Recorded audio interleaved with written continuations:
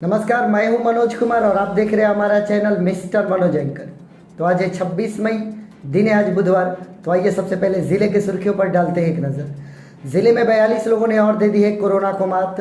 अब हमारे ज़िले में एक्टिव केसेस की संख्या बची है 342।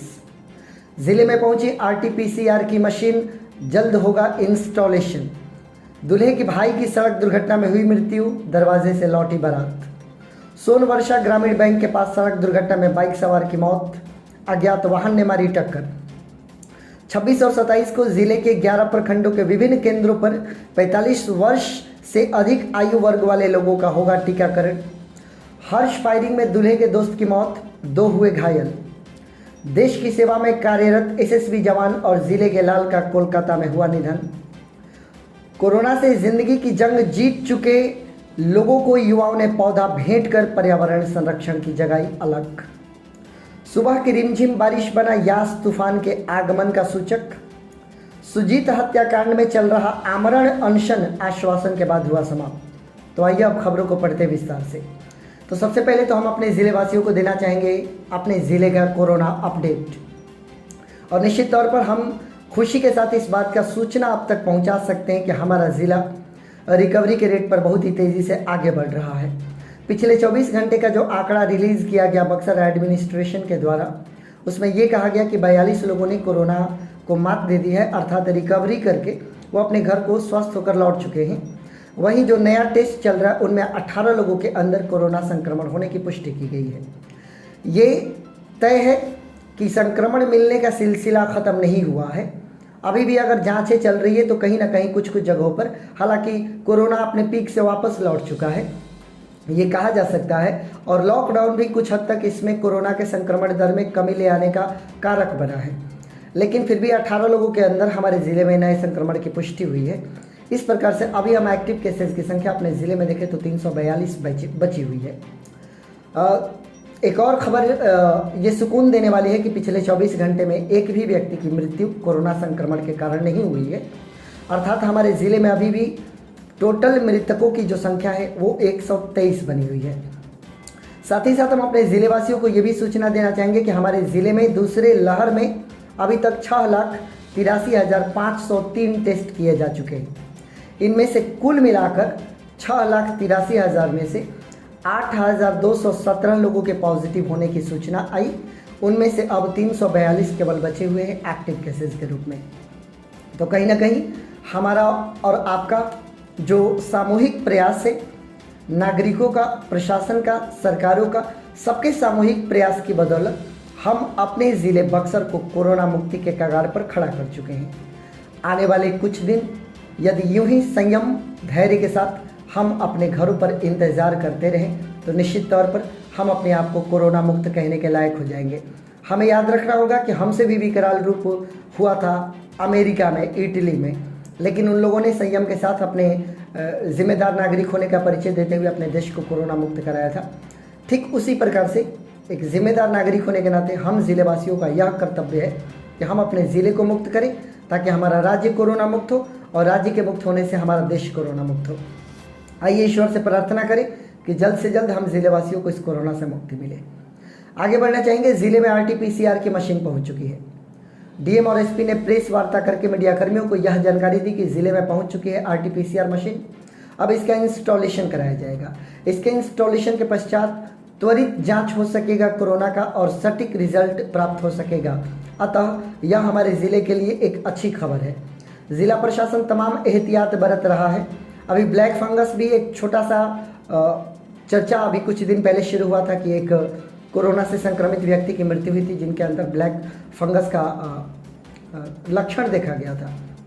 इसको लेकर भी ज़िला प्रशासन अलर्ट पर है और तमाम एहतियात बरते जा रहे हैं और पूरी कोशिश की जा रही है कि ज़िले में किसी भी ऐसी चीज़ की कमी ना हो जिससे कि ज़िले के लोगों को कोरोना संक्रमण में कोई तकलीफ हो। तो हम आशा करते हैं कि RT-PCR के इंस्टॉलेशन के पश्चात ज़िले में और भी सुविधाएं उपलब्ध हो जाएंगी और लोगों को सहूलियत मिलेंगी। आगे बढ़ेंगे। दूल्हे के भाई की सड़क दुर्घटना में मृत्यु हो गई है। इसे एक बहुत बड़ी विपत्ति ना कहें तो और क्या कहें। बारात में सारे लोग सज धज कर तैयार होकर दुल्हन को ले आने के लिए बाराती बनकर दुल्हन के गांव जाते हैं। दूल्हे का जो सबसे छोटा भाई होता है वो सबसे पीछे से चल रहा होता है और वो अपने बाइक पर सवार होकर निकलता है।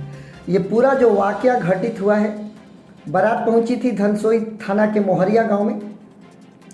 बाबूधन सिंह जो हैं, उनका तीसरा और सबसे छोटा बेटा था अनिल कुमार। सोमवार की रात दरवाजे पर द्वार पूजा की तैयारी चल रही थी। बारात आरा जिले के जगदीशपुर के भटौली गांव से निकली हुई थी।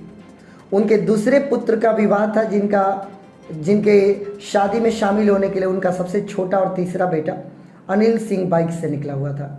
जगदीशपुर के समीप ही उसके बाइक की टक्कर एक ट्रैक्टर से हो गई और नतीजा यह निकला कि उस नवयुवक की मौके पर ही मृत्यु हो गई। और जब यह खबर उनके परिवार वालों तक पहुंची, जो कि शादी की तैयारी करने वाले थे, अब द्वार पूजा करने की तैयारी चल रही थी, तो पूरी बारात बगैर शादी किए और वो अपने गांव को लौट गई। इसे बहुत बड़ी विपत्ति कह सकते हैं, क्योंकि इस घटना ने केवल एक गांव को नहीं बल्कि दो गांवों को मातमी माहौल में डाल दिया। केवल एक परिवार की खुशियां नहीं छीनी, बल्कि दो परिवारों की खुशियां छीन ली। जहां पर एक शादी की शहनाई बजने वाली थी, वहां पर मौत के मातम का सन्नाटा पसर गया। आमतौर पर अक्सर हम लोग, ये बात आप भी वाकिफ़ हैं और मैं भी वाकिफ़ हूँ, कि विवाहों में बाइक से बारात को अटेंड करना बहुत ही आम बात है। कम उम्र के हमारे घर के बच्चे होते हैं जो कि बाइक निकल कर और अपने मित्रों के साथ, मित्रों की टोली बनाकर और बारात को अटेंड करने के लिए जाते हैं। कई बार रास्ते में ये देखा गया है कि बाइक सवार युवक अपने बाइक पर उतना नियंत्रण नहीं रख पाते। काफ़ी नवयुवा होते हैं, परिपक्वता की उनके अंदर कमी होती है और इस प्रकार से बाइक वो चलाते हुए अपने बारात की तरफ प्रस्थान करते हैं। कई बार घटना घटित होने के चांसेस होते हैं। आप अपने गांव में सड़कों पर कई बार ऐसे युवकों को देखे होंगे। हालांकि कहा नहीं जा सकता कि यह घटना के समय उस समय क्या हुआ था, लेकिन कहीं ना कहीं बाइक चलाते समय हमें अपनी ज़िंदगी का पूर्ण ख्याल रखना आवश्यक है, क्योंकि ज़िंदगी सिर्फ हमारी नहीं, इस ज़िंदगी पर हमारे घर वालों का कर्ज है, हमारे माँ बाप का कर्ज है। जब हम अपने बाइक को लेकर अपने घर से बाहर निकलते हैं तो कहीं ना कहीं परिवार वाले बड़ी बेसब्री से और बड़ी चिंतित होकर हमारा करते हैं इंतज़ार। तो कम से कम अपने लिए ना सही, अपने परिवार वालों के लिए आप अपनी ज़िंदगी को सलामत रखते हुए और अपने ज़िंदगी का महत्व को समझते हुए बाइक के एक्सेलरेटर को दबाएं, ताकि गति उतनी ही हो जिससे कि आपकी ज़िंदगी बहुत तेज़ी से समाप्त न हो सके। हम मृतक के आत्मा की शांति के लिए ईश्वर से प्रार्थना करते हैं। साथ ही साथ ईश्वर से ये भी प्रार्थना करते हैं कि परिवार को इस मुश्किल परिस्थिति में इतना धैर्य, इतना संयम दे कि वह इस विपत्ति का सामना कर सके। आगे बढ़ना चाहेंगे। एक और सड़क दुर्घटना में एक युवक ने अपनी ज़िंदगी को गंवा दिया है। ये घटना सोनवर्षा ग्रामीण बैंक के पास घटित हुई, जहाँ पर सड़क दुर्घटना में एक बाइक सवार की मृत्यु हो गई है। किस वाहन से टक्कर हुई ये तो नहीं पता, लेकिन घर वालों ने ये बताया कि उनके घर से विश्वामित्र चौधरी, जिनकी उम्र 25 वर्ष थी, उनके पिता का नाम भीम चौधरी है, वो थाना सिकरौल के नवाडीह गांव के रहने वाले थे। वो शादी में शामिल होने की बात कहकर घर से निकले हुए थे, लेकिन कहाँ पर शादी में जाना था ये बात उन्होंने नहीं बताई थी। संभवतः शादी को अटेंड करने के पश्चात जब वो घर को लौट रहे थे तो रास्ते में ये दुर्घटना घटित हो गई। हम अपने ज़िले में लगातार सड़क दुर्घटनाओं के खबर को हम सुनते आते हैं। हमें एक घटना से भविष्य के लिए सीख लेने की आवश्यकता होती है। अतीत में घटित हो चुकी घटनाओं को यदि आप अपने वर्तमान में शामिल करें तो निश्चित तौर पर आप अपने भविष्य को सुरक्षित रख सकते हैं। हम तमाम नवयुवाओं से अपील करेंगे कि बाइक को चलाते समय हम उसको बाइक की तरह ही इस्तेमाल करें। बहुत ही ज़्यादा रेसर बनना, गाड़ियों को ओवरटेक करना अपनी ज़िंदगी को ओवरटेक कर लेने के समान होता है। अतः किसी भी गाड़ी को ओवरटेक करते समय आप ये अवश्य सुनिश्चित करें कि रास्ता क्लियर है और आप आराम से अपनी ज़िंदगी को सलामत रखते हुए आप आगे जा सकते हैं। हम मृतक की आत्मा की शांति के लिए ईश्वर से प्रार्थना करते हैं। आगे बढ़ेंगे। 26 और 27 मई को ज़िले के 11 प्रखंडों के विभिन्न केंद्रों पर 45 वर्ष से जो अधिक आयु वर्ग के लोग हैं उनका टीकाकरण किया जाना है। अतः आप तमाम ज़िलेवासियों को हम ये सूचना देना चाहेंगे कि यदि आपने टीका नहीं लिया है और आपकी आयु वर्ग 45 वर्ष से अधिक है तो ज़िले के 11 प्रखंडों पर बने विभिन्न टीकाकरण केंद्रों पर आप अवश्य जाएं। अपने लिए एडवांस बुकिंग कराएं ऑनलाइन पोर्टल के माध्यम से। यदि आपके पास एंड्रॉयड फ़ोन नहीं है तो सेंटर पर जाकर और वहां पर स्टॉल पर खड़ा होकर आप अपनी बुकिंग करा सकते हैं। लेकिन टीकाकरण अवश्य करें, किसी भी भ्रम में आप न पड़ें और किसी भी अफवाह पर आप ध्यान न दें। हम आपको बताना चाहेंगे कि ब्रह्मपुर के छोटकी नैनीझोर, बड़की नैनीझोर और चकनी में टीकाकरण होगा। वहीं सदर प्रखंड के नाट, गढ़नी, खूंटा और मझरिया में टीकाकरण होगा। चक्की के जवही, दियर और भरियार में टीकाकरण की व्यवस्था की गई है। तो चौगाई के ओझा, बराव, दगौली, रेवटिया और वीरपुर में टीकाकरण दिया जाने वाला है। वहीं अगर चौसा की बात करें तो बनारपुर, नरबतपुर, सिकरौल और कोचारी में टीकाकरण केंद्र बनाया गया है। डुमराव की बात कर ले तो कृष्णाबरम, उड़ियानगंज, रेहिया, नुआओं, अरियाओं और नंदन में टीकाकरण केंद्र बनाए गए हैं। इटाढ़ी के तिरपुरवा में, मिश्रबलिया में, भखवा में, मुरारपुर में, चंदूडीहरा में और पिठानी में टीकाकरण केंद्र है। केसठ के रामपुर में टीकाकरण केंद्र बनाया गया है। वहीं नामानगर के पीपरा में, रामनगर, टिकपोखर, गिरिधर, बराव, बेलाव और आथर में केंद्र बनाया गया है। राजपुर के भरखरा में, खीरी में, इटवा में, देवरिया में, करौली में और जलाहरा में केंद्र बने हुए हैं। सिमरी के बड़का सिंघनपुरा, एकौना, मंझवारी, दुल्लापुर और राजापुर में टीकाकरण केंद्र बने हैं। इन तमाम टीकाकरण केंद्रों पर 26 और 27 मई को 2 दिनों तक टीकाकरण होने वाला है। अतः आप अवश्य ही टीकाकरण कराएं। अगर आपके अगल बगल, आस पड़ोस में कोई ऐसा व्यक्ति रहता है जो टीकाकरण को लेकर अफवाहों पर ध्यान दे दिया है और वह डरने लगा है, तो आप उनके डर को समाप्त करें और ये सुनिश्चित करें कि टीका लेने से किसी भी प्रकार की हानि नहीं होने वाली है। आगे बढ़ेंगे। हर्ष फायरिंग में दूल्हे के दोस्त की मौत हो गई है। कई बार शादी में अपने शान शौकत को बढ़ाने के लिए हम गोलियां चला देते हैं और उस गोली से शादी की शहनाई मौत के मातम में बदल जाता है। और हुआ यूं ही कि जयमाल के समय गोली चलाकर अपने शान शौकत को प्रदर्शित किया गया, जिसके कारण दूल्हे की दोस्त की मौत हो गई है। यह विवाह राजपुर थाना के अंतर्गत होने वाला था। बूढ़ाडीह गांव में बारात यूपी के मनिया से आई हुई थी। जयमाला के समय गोली चलाई गई और गोली चलने से एक व्यक्ति की मृत्यु हो गई और 2 घायल हो गए। जैसे ही ये खबर बारातियों को मिली, कई मेहमान रातों रात अपने घरों को वापस लौट गए। शादी जैसे तैसे हुई होगी या न, बहुत ही मुश्किल हुआ होगा। 2 घायलों को विश्वामित्र हॉस्पिटल में भर्ती कराया गया इलाज के लिए। हालांकि पुलिस प्रशासन ने इस बात से इनकार किया है और उन्होंने बताया कि उन्हें किसी भी प्रकार की गोली चलने की खबर नहीं है। लेकिन जब ये पता चला कि 2 लोग घायल होकर और विश्वामित्र अस्पताल में भर्ती है, तो नगर थाना के थानाध्यक्ष विश्वामित्र अस्पताल में पहुंचकर और उनका हाल चाल लिया और घटना के बारे में जानकारी दी। हम शादी विवाह में अपने शान और शौकत को दिखाने के लिए ज़रूरी नहीं कि गोलियों की तड़तड़ाहट करें। मीठी बोली की वर्षा कर, साथियों के साथ नृत्य कर, आपस में प्रेम बांटकर भी हम अपने शान और शौकत को प्रदर्शित कर सकते हैं। अतः कृपया करके ज़िलेवासी हर्ष फायरिंग को इग्नोर करें, अन्यथा इस प्रकार की घटनाएं घटित होती रहेंगी। आगे बढ़ेंगे। देश की सेवा में कार्यरत एसएसबी का जवान जो हमारे ज़िले के लाल थे, उनका कोलकाता में निधन हो गया है। खबर के अनुसार वो कोलकाता में चुनाव कराने के लिए गए थे और वो रेंका, जो कि थाना सिकरौल के अंतर्गत आता है, रेंका गांव, वहीं के मुख्य रूप से निवासी थे। उनका नाम रितेश उपाध्याय और उनकी उम्र 36 वर्ष है। बताया ही जा रहा कि अचानक उनकी तबीयत खराब हो गई। उनका ड्यूटी कोलकाता में था। उनके अंदर कुछ ऐसी समस्या थी, लीवर प्रॉब्लम थी। कोलकाता के अलीपुर के हिंदुस्तान चौक पर वो ड्यूटी कर रहे थे। लीवर में प्रॉब्लम होने के कारण अचानक उनकी तबीयत ज़्यादा बिगड़ी और उनको अस्पताल में भर्ती कराया गया, लेकिन उनको बचाया नहीं जा सका। उनका शव जब उनके पैतृक गांव पहुंचा तो गांव वालों का जमावड़ा लग गया अपने गांव के लाल को देखने के लिए। कहते हैं कि जब देश की रक्षा करने वाला कोई भी जवान अगर अपने जान को कुर्बान करता है या फिर उसकी मृत्यु होती है, तो पूरा गांव, पूरा देश उसके लिए मातम मनाता है। और ऐसा ही नज़ारा आज रेंका गांव में देखा गया जब उनके साथी उनके शव को लेकर उनके पैतृक गांव पर पहुंचे। पूरे गांव के लोगों ने जुटकर उनको श्रद्धांजलि अर्पित की, उनको याद किया। लेकिन सबसे दुखद बात यह है कि उनकी ज़िंदगी तो चली गई, लेकिन उनके पीछे उनकी बेवा पत्नी बच गई। साथ ही साथ एक 2.5 वर्ष का मासूम बेटा उनके पीछे छूटा रह गया। और यह 2.5 वर्ष का मासूम बेटा अपने पिता के चिता पर सलामी दिया, अपने पिता के शव को सलामी दिया। वहाँ पर खड़े लोगों के रोंगटे खड़े हो गए जब 2.5 वर्ष के मासूम को अपने पिता को मुखाग्नि देना पड़ा। संभवतः उस मासूम को ये नहीं पता कि जिस पिता को मुखाग्नि दे रहा है, अब वो पिता की मोहब्बत उसको अपनी ज़िंदगी में नहीं मिल पाएगी, उस पिता का आशीर्वाद उसे प्राप्त नहीं हो सकेगा। लेकिन वो कम आयु में है।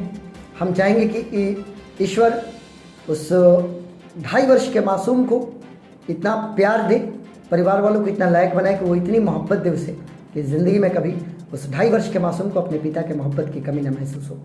और हम अपने ज़िले के एसएसबी जवान के इस मृत्यु पर रितेश उपाध्याय को हम सलाम करते हैं इस चैनल के माध्यम से, अपने चैनल के माध्यम से, इस वीडियो के माध्यम से, इस ज़िले के माध्यम से हम आपको श्रद्धा सुमन अर्पित करते हैं और आपके आत्मा की शांति के लिए ईश्वर से प्रार्थना करते हैं।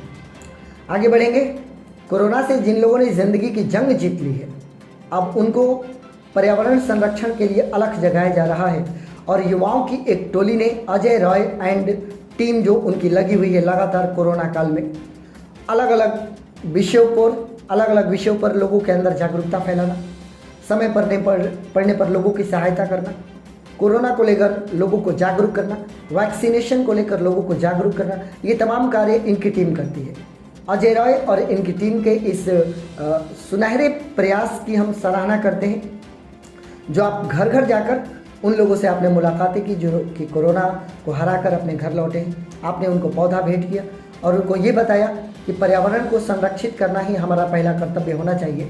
आज जितनी ऑक्सीजन सिलेंडर्स के लिए मारपीट मची हुई है, अगर हमने अपने पेड़ों को नहीं काटा होता, अगर हमने अपने पीपल के पेड़ों को यूं ही सुरक्षित रखा होता, अगर हम उसकी पूजा कर रहे होते, उसको समाप्त न किए होते, तो शायद इन ऑक्सीजन सिलेंडर्स के लिए मारामारी नहीं होता। याद रखेंगे, इस वीडियो के माध्यम से हम अपने दर्शकों को बताना चाहेंगे कि जितनी सुंदरता और जितना बड़ा श्रृंगार एक सुहागन की मांग में एक सिंदूर की एक चुटकी सिंदूर का होता है, वही महत्व तो इस पृथ्वी पर इन वृक्षों का होता है। बगैर सिंदूर के सुहागन का मांग अधूरा रहता है या उजड़ा चमन लगता है, वैसे ही बगैर वृक्षों के हमारा ये पृथ्वी भी उजड़ा चमन दिखता है। आप कृपया करके वृक्षों के महत्व को समझें और दूसरे लोगों को भी इसके प्रति जागरूक करें। आगे बढ़ेंगे। सुबह आज रिमझिम बारिश हुई, यानी कि यास तूफान के आगमन का सूचक बन गया। बहुत ही जल्द मौसम हालांकि सुहाना हो गया बारिश के पश्चात, लेकिन ये इस बात के आगमन का सूचक है कि तूफान आ रहा है। आप ज़िलेवासी पूरी तैयारी कर लें, क्योंकि ज़िला प्रशासन ने बज़ाब्ते आप सभी को ये सूचना पहले से मुहैया करा चुकी है कि आने वाले कुछ घंटे हमारे लिए बड़ी मुश्किल वाले होने वाले हैं। अतः आप आवश्यक तैयारी कर लें। यदि आपके छत पर कोई ऐसा कराकट रखा हुआ है जिस पर कोई किसी चीज़ से ढका हुआ नहीं है या उड़ने की संभावना है, आप कृपया करके अपने छतों से कराकट को हटा लें। यदि कहीं पर आपके दुकान है जहाँ पर आपने तिरपाल वगैरह टांगा हुआ है, उनको समेट कर रख लें। कहीं पर आपने खेत काट कर फसल रखा उसको हटा लें। भूसा अगर आपने कहीं पर रखा उसको हटा लें। आप पानी अपने टंकी में और अपने घरों में बाल्टियों में स्टोर करके रखें, क्योंकि बिजली आपूर्ति बाधित होगी और बाधित होने के पश्चात आप अपने घर पे मोटर को स्विच ऑन नहीं कर पाएंगे। तो ये तमाम ऐसी आवश्यक तैयारियाँ हैं जो आप करके रखें, और मोबाइल के बैटरी को भी चार्ज करके रखें ताकि आप तूफान के समय में अप टू डेट रहें और तमाम बातों को जान सकें और अपने लिए आवश्यक तैयारी कर सकें। आगे बढ़ना चाहेंगे। सुजीत हत्याकांड में आमरण अनशन उनके पिता कर रहे थे। 1 वर्ष पूर्व उनके पुत्र की हत्या हुई थी, लेकिन किसी की भी गिरफ्तारी नहीं हुई, जिसके कारण पिता तर्केश्वर साहब बहुत ही दुखित थे और उन्होंने आमरण अनशन करने की ठानी और वो बैठे। आमरण अनशन पर महिला विकास सेवा संस्थान के बैनर तले वो अपराधियों की गिरफ्तारी की मांग रखी उन्होंने। प्रशासन ने उनकी बात को सुनी, प्रशासन के लोग उनसे मिलने के लिए गए और उनको ये आश्वासन दिया कि 15 दिनों के अंदर ज़रूर ऐसी कोई कार्रवाई की जाएगी जिससे कि आपके बेटे के हत्यारों की गिरफ्तारी संभव हो सके। इस आश्वासन के पश्चात उनके पिता का आमरण अनशन समाप्त हुआ और हम भी ये उम्मीद करते हैं कि पुलिस त्वरित कार्रवाई करे, क्योंकि जिस पिता ने 1 वर्ष पूर्व अपने पुत्र को खोया है, उस पिता को न्याय मिलना चाहिए, पुत्र के हत्यारों को सज़ा मिलनी चाहिए और ये पूरा कर्तव्य है ज़िला प्रशासन का और ज़िला पुलिस का कि वो हत्यारों की गिरफ्तारी करे। यह हमारे बक्सर ज़िले का अपडेट है जो मैंने आप तक पहुंचाया।